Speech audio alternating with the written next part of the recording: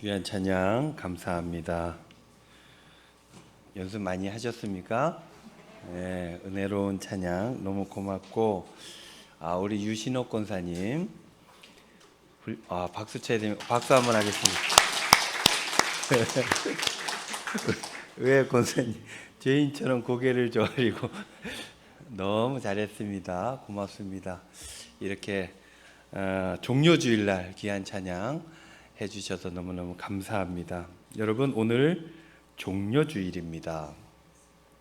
예수님께서 예루살렘에 입성하신 그때 공간복음을 통해서 보면 예루살렘을 향하여서 가는 모든 일정들로 잡혀져 있고, 요한복음, 공관하지 않는 요한복음은 조금 다르게 설명이 되어 있기는 합니다만, 공간복음을 통해서 보면 예수님께서는 갈릴리에서 여러 사역들 감당하시다가 끝내 예루살렘으로 가셔서 그곳에서 구원의 역사, 죽임을 당하신 그 일들, 그것들을 겪게 되었는데, 그 일들 직전의 상황들이 바로 오늘 종려주일, 예수님께서 처음으로 예루살렘으로 쫙 들어간 그날을 기념하여서 우리는 종려주일이라고 합니다. 왜 종려주일이라 하는가? 그때 모든 사람들이 바깥으로 나왔어요. 그래서 예수님의 예루살렘 입성을 너무너무 크게 환영했습니다. 그때 왕이 오신다 하야 종려나무 가지를 흔들고 환영했다 해서 종려주일이 된 것입니다. 예수님께서는요, 예루살렘 사람이 아닙니다. 수도 사람이 아니에요. 나사렛, 아주 작은 시골 동네에서 태어났습니다. 그 후에 갈릴리에서 생활을 하셨어요. 갈릴리 하면 우리가 너무 많이 들었기 때문에 좋은 동네 같지만 사실 좋은 동네가 아니었습니다. 이렇게 얘기하면 좀 문제가 있을 수 있을지 모르나 이해를 돕기 위해서 좀 표현을 해보자면, 우리나라로 치면 80년대 광주 같은, 80년대 전라도 같은 곳이 바로 갈릴리였습니다. 그 이유는요, 중앙정부에서 거리감이 좀 있었어요. 떨어져 있었고, 물리적으로도 떨어져 있을 뿐만 아니라 정서적으로는 굉장히 크게 멀리 있었던 것이 이 전라도 아닙니까? 정치 권력을 갖지 못한 곳입니다. 그러나 그곳에는 많은 수확물들이 있는 곳이에요. 여러분들 학교 다니실 때 배웠잖아요. 동고 서저, 이거 배웠잖아요. 동쪽 어디입니까? 영남 지역. 여기는 높다는 거예요. 태백산맥을 줄기로 산맥을 따라 만들어진 동네고, 이쪽 이쪽 전라도 쪽은 어때요? 평지가 많습니다. 그래서 많은 곡물들이 나고 바다에서 여러 가지 해산물들이 나는 곳입니다. 여러분들 동쪽에는 바다인데 왜 해산물이 있지요? 있는데 갑자기 떨어지는 곳이라 많이 없어요. 근데 여기는 뻘들이 있고 많은 것들이 거기에 존재하게 되죠. 그래서 여러분들 전라도의 밥상이 큽니까? 경상도의 밥상이 큽니까? 전라도 밥상이 훨씬 크죠. 엄청 반찬이 많습니다. 제가 20대 후반에 처음 전라도 광주를 가봤어요. 그때 깜짝 놀랐습니다. 저는 서울에서 태어나서 자라다가 경상도로 내려와서 살았죠. 그래서 경상도 사람처럼 살았는데 20살 한참 넘어서 전라도를 갔더니 그때 마음에 팍 온 게 있어요. 이곳은 왜 이렇지? 너무 시골 같은데, 이런 느낌이 들었습니다. 똑같은 경상도, 전라도인 줄 알았는데 그렇지 않더라고요. 경상도는 곳곳이 도로가 잘 돼 있어요. 근데 그쪽은 그렇지 않더라고요. 그래서 이상하다 하는 생각들이 들었는데, 더 이상한 거는 밥상이 어마어마해요. 밥상이. 경상도는 잘하는 게 뭡니까? 국밥. 곳곳이 다 국밥이에요. 우리 교인들 중에 무볶아 국밥 좋아하시는 분이 있습니다. 목사님, 국밥 먹으러 갑시다. 무볶아 국밥. 다른 지역 사람들 보면 저게 무슨 말인가 모릅니다. 한 무볶아 이거 아닙니까? 국밥. 경상도 사람은 잘 먹었다는 건 뭐예요? 흰 쌀밥에다가 고깃국이 나오면 되는 거예요. 거기에 앞에 뭐가 있으면 됩니까? 그렇지, 깍두기 있으면 돼요. 깍두기 맛있는 집이 좋은 집이에요. 그래서 국하고 이렇게 턱 말아가지고 탁 먹고 잘 먹었다 하는 데가 경상. 왜냐? 나는 게 없어요. 나는 게. 눈을 들어 저 산을 보리라 그랬어요. 있는 게 없어요. 먹을 게 없어요. 그곳을 본다는 것은 아무것도 없는 곳, 하나님을 바라본다, 그런 의미 아닙니까? 옛날이나 지금이나 산에는 먹을 게 없어요. 경상도는 먹을 게 없어서 깍두기 자라면 자라는 집인 것입니다. 예수님께서 그런 곳에 생활하셨어요. 거기는 갈릴리 바닷가가 있어요. 어마어마한 어획량들이 있고 평지가 있어요. 많은 곡물들이 거기서 나게 됐습니다. 그러니 어떻게 돼요? 많이 있으면 어떻게 됩니까? 부유할 것 같지만 힘이 없으면 다 뺏겨버려요. 그래서 예루살렘으로 다 공수되고 로마로 다 팔려나갑니다. 그렇게 제값을 받지 못하고 다 빼앗겼던 곳, 그곳이 갈릴리였다라는 것입니다. 그 힘들고 어려운 가난하게 살았던 갈릴리 지역에서 예수님께서 첫 번째 사역을 시작했다는 거예요. 어렵게 살아가는 이들에게 찾아가셨어요. 그리고 하나님 나라를 선포하셨습니다. 아픈 사람들을 만났어요. 만져주시고 낫게 해주셨어요. 힘들고 어려워서 정신병이 막 드는 사람들이 너무 많았어요. 그 사람들을 하나하나 끌어안고 기도해 주시고 마음을 회복시켜 주셨습니다. 예수님의 사역에는 그래서 여러 가지 이적들이 나타납니다. 왜냐? 좋은 병원이 있는 게 아니고 의사를 만날 수 있는 게 아니에요. 그들에게 기적이 필요했습니다. 그래서 예수님은 이적과 기적을 그들에게 행사하셨던 것입니다. 이것들을 보면서 예수님께서 엄청나게 인기를 얻었어요. 사람들이 예수님께 굉장히 큰 의지를 하기 시작했습니다. 그러면서 사람들 마음에 욕심이 생기게 되죠. 이 사람이라면 우리를 구원할 수 있을 것이다. 여기서 구원이라고 하는 얘기들은 여러 가지로 얘기할 수 있으나 그들은 정치적인 구원을 예수님을 통해서 얻기를 바랬던 것입니다. 이 사람이 나를 위해서, 우리를 위해서 일해주면 좋겠다. 좀 더 욕심을 가지면 이 사람이 예루살렘으로 갔으면 좋겠다. 우리가 그러잖아요. 농담 삼아 뭐 좀 잘하고 훌륭하고 나한테 잘해주면 어떻게 해요? 누구누구를 국회로 뭐 이런 얘기 하잖아요. 정부, 중앙정부로 보내야 되는 거예요. 그래서 이 나라를, 이 땅을 정책적으로 온전하게, 국가 권력을 온전하게 세워서 새로운 나라를 만들어주기를 바랬던 것입니다. 그래서 사람들이 자기네들 일상이 회복되어지고 우리가 안전하게 살았으면 좋겠다, 이런 바람을 갖게 되었던 것이죠. 당시 예루살렘은 정치 종교의 중심지였어요. 이곳에서 모든 것들이 다 결정납니다. 이곳을 장악할 수 있다면 그러면 새로운 세상이 거기서부터 열리게 되는 거예요. 그래서 사람들은 예수님께서 예루살렘으로 들어가시기를 바랬고, 그렇게 그 기대에 따라 예수님이 오시자 어마어마한 환대를 그들이 했다는 거예요. 새로운 왕을 모시는 듯한 그런 느낌으로 사람들이 쫙 바깥에 나와서 예수님의 입성을 환영했습니다. 뭐라고 환영합니까? 호산나. 오늘 시온 찬양대 찬양했잖아요. 호산나. 호산나는 우리를 구원하소서 하는 당시 히브리 민족 때부터, 히브리 그러니까는 구약 시대부터 해왔던 기도 제목 중에 하나예요. 호산나. 기도 중에 하는 말이에요. 호산나. 우리를 구원하소서. 그렇게 사람들은 예수님의 예루살렘 입성을 열광적으로 환영했습니다. 그리고 정치적으로, 경제적으로 구원해달라, 우리를 잘 먹고 잘 살게 해달라, 우리 안보 안전하게 해달라, 그렇게 외치고 환영했던 것입니다. 이때 비상이 걸린 데가 있었어요. 어디겠습니까? 권력을 가진 자들.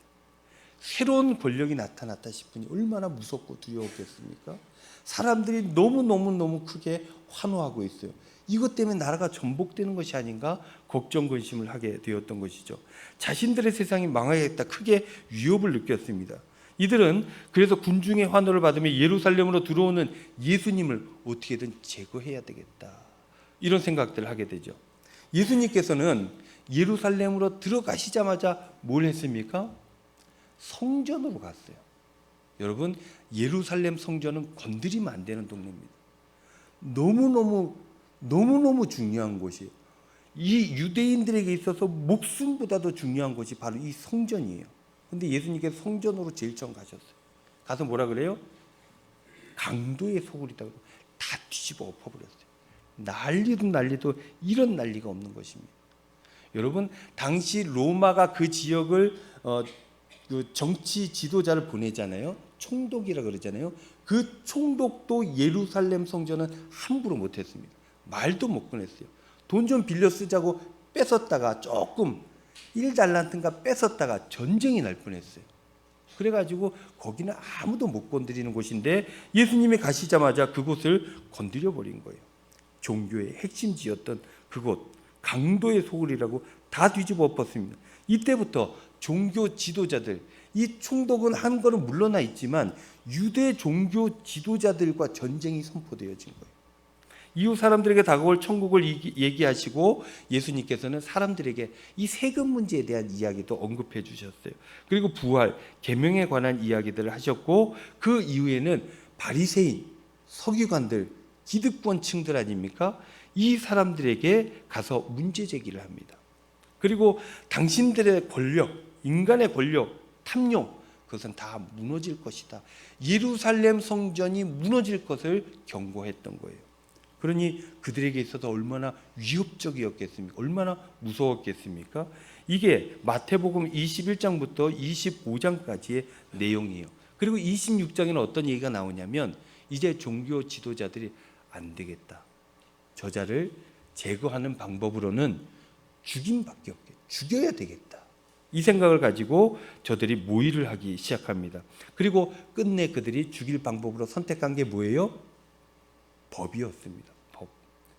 법으로 하자. 종교법으로 저 사람을 불러들이고 신성 모독죄로 걸어가지고 재판하고 십자가형으로 죽여버리자.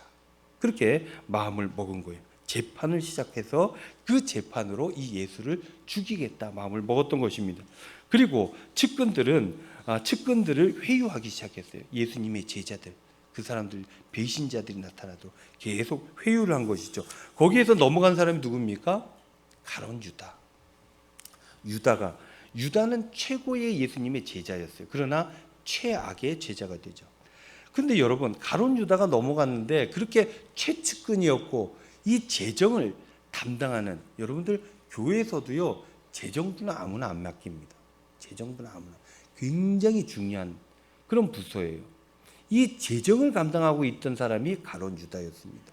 이 가룟 유다 입장에서 생각을 해봤어요. 왜 배신했을까? 가만히 생각해 보니까 그럴만해요. 그럴만하다는 생각이 듭니다. 가룟 유다는요, 여러분 매우 똑똑한 사람이었어요. 계산이 엄청 빠른 사람입니다. 예수님께서 이대로 예루살렘에 들어가셔서 예수님의 능력과 전폭적인 군중의 지지를 받게 된다면 정권을 잡게 될 것이고, 그 정권을 갖게 되면 나도 한 자리 크게 할 것이다. 큰 권력을 갖게 될 것이다. 확신했습니다. 그런데요, 이 가룟 유다 입장에서 보니까 뭔가 좀 불안해지기 시작했어요. 예수님이 능력이 없어져서입니까? 아니면 지지하는 사람들의 세력이 약해졌기 때문입니까? 아니면 반대하는 사람들의 힘이 너무 컸기 때문입니까? 가룟 유다는요, 갈수록 불안해졌는데 그 이유는 예수님께서 말씀하시는 하나님 나라가 가룟 유다가 생각하고 있었던 새로운 정권 창출이 아니었던 거예요. 그것을 사람들은 잘 몰랐습니다. 그러나 가룟 유다는 알기 시작했어요. 예수님의 말씀을 어쩌면 가장 잘 이해한 사람이 바로 가룟 유다였을 것입니다.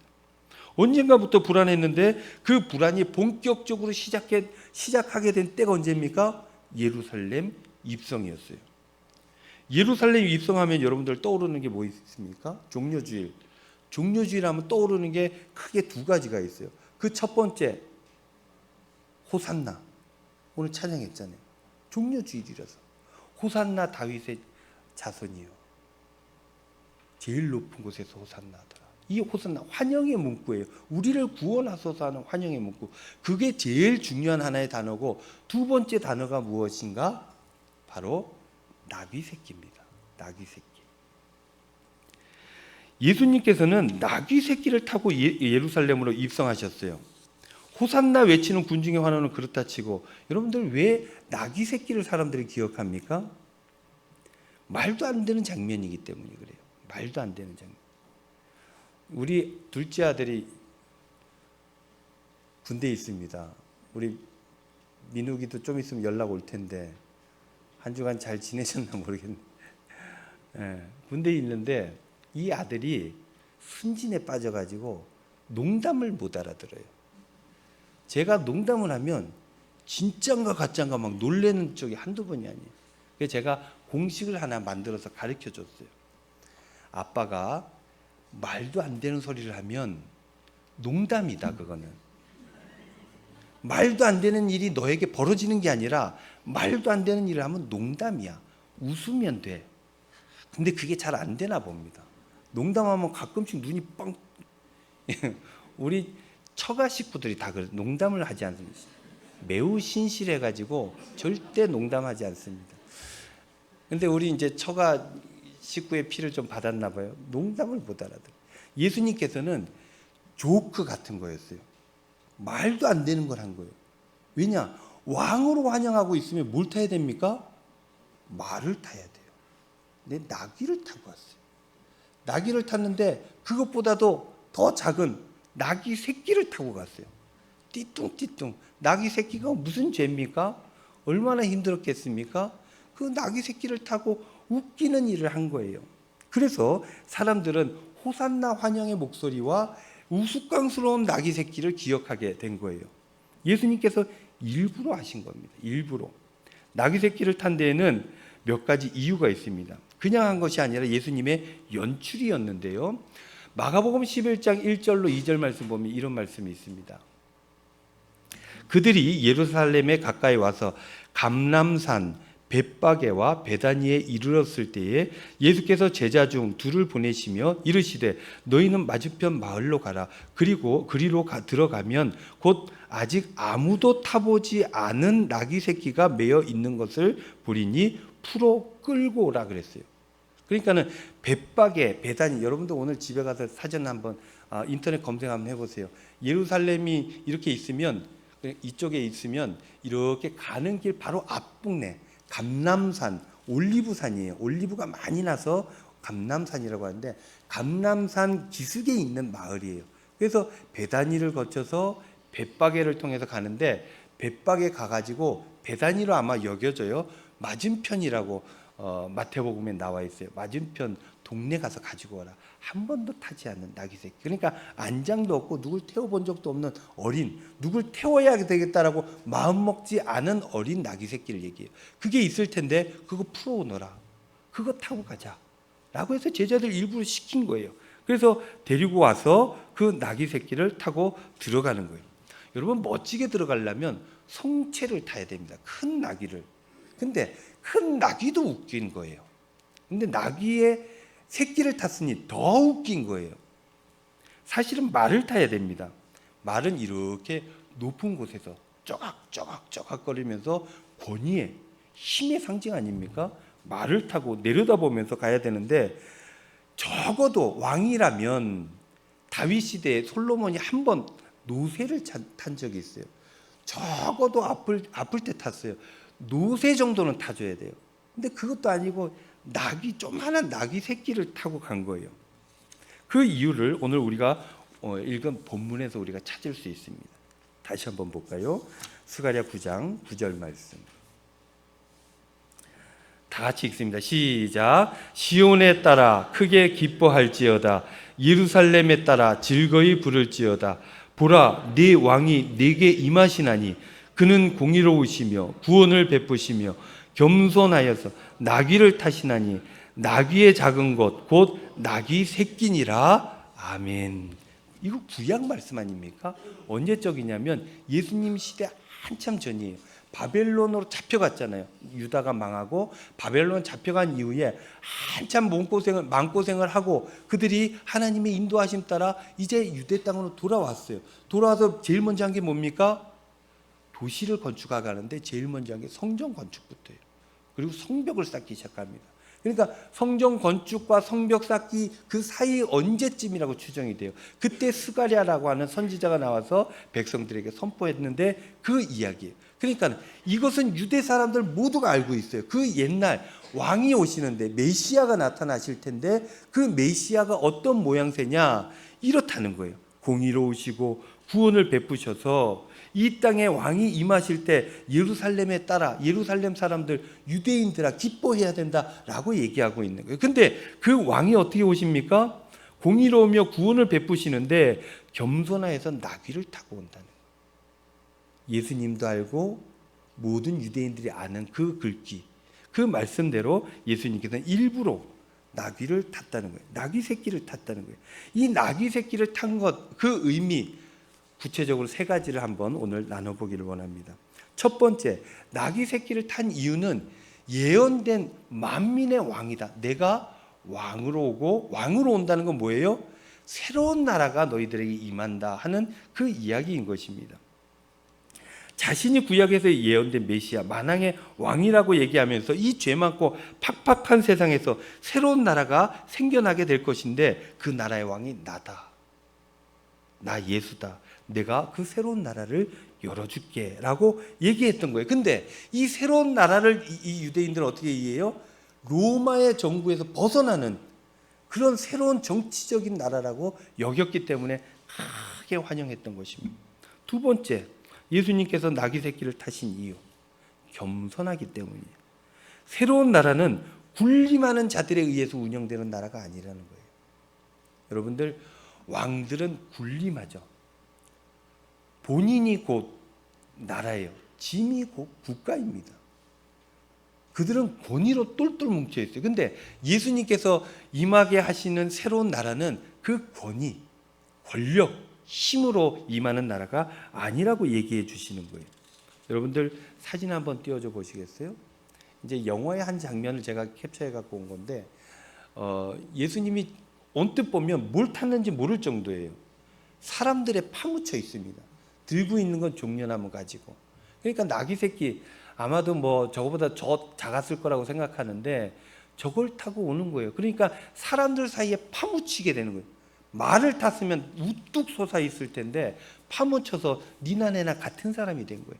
겸손하게 그렇게 임하시는 모습을 보여주고 있는 것입니다. 예수님께서는요, 늘 이렇게 눈을 맞추셨어요. 여러분, 근데 생각해 보십시오. 신이 인간과 눈을 마주친다, 인간의 세상으로 온다, 당시에는 있을 수도 없는 일이었습니다. 하나님은 근데 한 인간으로 태어나셨어요. 예수라고 하는 한 인간으로, 그것도 말구에서 가장 낮은 곳에서, 낮은 사람들의 일상이 있는 곳으로 우리 하나님께서 내려오셨고, 우리는 이것을 성육신이라고 합니다. 가장 낮은 곳으로 오셨다는 거예요. 인간의 자리로 내려오셨고 들어오셨어요. 내가 너희들과 함께 있다라고 하는 임마누엘, 그것을 몸소 보여주신 것입니다. 내가 다른 세상의 왕처럼 군림하러 온 것이 아니라는 것을 예수님께서 이 나귀 새끼를 통해서 보여주고 있는 거예요. 구원, 생명이 살아나는 것, 이것은 힘으로 되는 것이 아니다. 그럼 뭘로 되는 겁니까? 겸손, 희생, 사랑, 헌신, 이런 걸 통해서 생명이 살아나게 되는 것이다. 여러분들, 어린 아이가 있어요. 그 아이에게 돈 주면 그 아이가 삽니까? 돌봐줘야 돼요. 돌봐주려면 얼마나 많은 시간을 그 아이를 위해 써야 됩니까? 얼마나 애를 쓰고 노력해야 됩니까? 그 희생과 헌신이 있어야 한 생명이 자라난다. 이것을 보여주고 있는 거예요. 나는 힘과 권력이 있으나 너희들에게 그것을 행사하지 않겠다. 내가 헌신하고 너희를 위해서 봉사하고 섬길 것이다. 그게 내가 온 이유다라고 보여주고 있는 것입니다. 그래서 예수님께서는 우스꽝스럽게도 나귀 새끼를 타고 가셨다는 거예요. 세 번째, 평화를 위해서 예수님께서는 나귀 새끼를 탔다는 거예요. 말씀드렸지만 말을 타고 가야 되는데, 이 말은 언제 타냐면, 말을 타고 성으로 입성하는 것은 전쟁을 마치고 승리했을 때 개선장군처럼 그렇게 말을 타고 입성하는 거예요. 그때 사람들이 나와서 종려나무 가지고 이제 우리가 살았구나 하고 환영하게 되는 그 의식이었던 거예요. 말을 타는 것은 무엇을 의미하냐면 전쟁을 이야기합니다. 전쟁. 전쟁이 없는 그 그림을 예수님께서 일부러 그리신 거예요. 여러분들, 얼마 전에 이제 우리 대통령이 사저로 갔어요. 대통령이 공식적으로 움직일 때 어떻게 합니까? 방탄차들이 등장하죠. 그리고 몇 대가 가요? 2대가 꼭 같이 가요. 한 대는 실제 타고 있고 한 대는 가짜고, 둘 중에 뭔지 모르게. 그리고 이 두 최고급 세단만 갑니까? 경호 차량들이 앞뒤로 쫙 가죠. 오토바이도 쫙 가죠.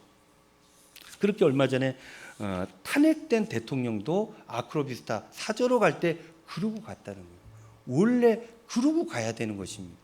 그런데 이 예수님께서 나귀 새끼를 탔다는 건 뭡니까? 자전거 타고 간 거예요. 자전거. 대통령이 자전거 타고. 얼마나 웃기고 말도 안 되는 장면입니까? 이것을 특히 눈에 탁 들어오도록 보여주신 것은, 이것은 뭐냐면 전쟁하고 상관없는 일이다. 죽이는 일로 권력을 갖지 않을 것이다. 라는 것들을 보여주고 있는 거예요. 평화의 왕으로 오셨다라고 보여주고 있는 것입니다. 그래서 예수님께서는 나귀 새끼를 탄 거예요. 다시 가룟 유다로 돌아와서, 가룟 유다는 왜 이런 이 종려주일날 예루살렘 입성하시는 예수님의 모습을 보면서 왜 의구심을 품었습니까? 예수님께서 말씀하시는 새로운 나라가 권력을 통해서 이루어지는 나라가 아니라는 것을 깨달아 알게 된 거예요. 여러 행보들을 보니까 갈수록 불안이 커집니다. 왜냐하면 여기에서 내가 권력을 한 자리를 차지할 수 없을 것 같은 느낌이 들었어요. 그동안 내가 예수님을 위해서 얼마나 헌신하고 봉사하고 얼마나 내 젊음과 희생을 했는데 그것도 없이 이게 끝나나 라고 생각되니까 감당할 수가 없었던 겁니다. 그러할 때 기득권층들의 회유가 들어왔어요. 그러니 가룟 유다가 어떻게 합니까? 싹 넘어가게 되었던 것이죠. 사실 가룟 유다는 돈 욕심이 나서 예수를 팔았던 것은 아닌 것으로 보여져요. 이 배신감, 자기가 잘못한 것에 대한 이 보상, 이것이 어떻게든 필요했던 것입니다. 또 한편으로는 어떤 학자들은 이렇게 얘기해요. 이렇게 극한으로 예수님을 팔아서 재판으로 넘겨서 죽을 때까지 몰아가면 예수님께서 궁극의 힘을 보여주실 것이다. 극한으로 몰아가면 예수님께서 하늘의 능력을 보여주셔서 한꺼번에 이 땅을 정복할 것이다 라고 여겼다라고 생각하는 학자들도 있습니다. 어쨌든 배신감이든 새로운 세상을 원했던 이 가룟 유다는 예수를 배신하게 되었던 것입니다. 같이 갈 수 없었던 거예요. 예수님께서 예루살렘에 들어가신 것, 이것은 예수님께서 하나님께서 인간 세상으로 들어가신 거예요. 뭘 위해서? 진정한 평화를 위해서, 온전한 구원을 위해서 겸손하게 나귀 새끼를 타고 들어가신 거예요. 그런데요, 그들은 그것을 받아들이지 못했어요. 정치적으로는 받아들이려고 했으나 진짜 하나님 나라는 받아들이지 못했던 거예요. 그래서 누가복음에 보면은 예수님께서 예루살렘 성을 보면서 우시면서 하셨던 말씀이 있습니다. 19장 41절 말씀. 가까이 오사 성을 보시고 우시며 이르시되 너도 오늘 평화에 관한 일을 알았더라면 좋았을 뻔하였거니와 지금 내 눈에 숨겨졌도다 그랬습니다. 세번역은 이 부분을 이렇게 번역했습니다. 예수께서 예루살렘 가까이 오셔서 그 도성을 보시고 우시었다. 그리고 이렇게 말씀하셨다. 오늘 너도 평화에 이르게 하는 일을 알았더라면 좋을 터인데 그러나 지금 너는 그 일을 보지 못하는구나. 이것이 내가 지금 예루살렘에 오는 게 평화를 위한 일임을 알면 좋을 텐데 너희들 그거 모르는구나. 얼마나 안타까웠으면 우셨다 그랬습니다. 사랑하는 성도 여러분, 이 말씀을 통해서 오늘 우리는 이런 생각들을 해봤으면 좋겠어요. 예수님을 환영할 수 있는가? 우리는 예수님을 환영할 수 있는가? 환영하는가? 어떤 의미로 환영하는가? 환영하는가 아니면 가룟 유다처럼 배신하는가? 아니면 어떤 이유로 환영하는가? 여러분 어떤 이유로 환영합니까? 아니면 환영하지 않습니까? 예수님께서는 하나님께서 이 땅 논리 가운데로 들어오신 거. 이건 무슨 얘기냐면 하나님께서 우리의 삶의 자리로 오셨다는 얘기예요. 하나님께서 이 연약한 곳, 이 낮은 곳, 이곳으로 예수님께서 오셨다는 것인데 평화를 주기 위해 오셨다는 것인데 우리는 세상의 논리로 그분을 거부하는지 아니면 자기 욕심으로 환영하는지 우리는 우리의 삶을 돌아보아야 할 것이다 라는 것입니다. 여러분도 어떻습니까? 환영합니까? 환영한다면 어떤 이유로 환영합니까? 나의 욕망을 이루어 주실 분으로 환영합니까? 아니면 하나님으로서 영원을 책임지실 분으로 믿고 하나님으로서 그분을 환영합니까? 아니면 환영하지 않습니까? 우리는 이 종려주일에 이 생각을 해봐야 된다는 거예요. 나는 주님을 어떻게 맞이하고 있는가? 맞이하고 있지 않은 것은 아닌가? 우리 주님께서는 여러분들에게 좋은 것을 주시기를 원하십니다. 그 좋은 것들은 세상의 방법으로 얻을 수 있는 게 아니에요. 여러분들 마음의 평안을 어찌 얻습니까? 세상의 것으로 어찌 얻어요? 많이 가지면 평안할 것 같습니까? 절대 그렇지 않습니다. 많이 가진 사람들이 더 많이 경계합니다. 더 많이 힘들어요. 세상의 것들로 좋은 것을 가질 수 없기 때문에 예수님께서는 이러한 모양새로 세상에 찾아오신 거예요. 그리고 하늘의 것들을 주시기를 원했던 것입니다. 사랑하는 성도 여러분, 종려주일이에요. 이제 고난주간이 시작되어집니다. 예수님께서 어떤 모양새로 무엇을 위해서 이 땅에 나의 삶의 자리에 오셨는지 생각하는 한 주가 되시기를 바라고, 그래서 주님의 은혜를 온전히 깨달아 알고 주님의 사랑과 헌신, 그 삶이 왜 그런지 깨달아 알아 온전히 평화의 나라 천국에 살아가시는 저와 여러분들 다 될 수 있기를 우리 주님의 이름으로 축원드립니다.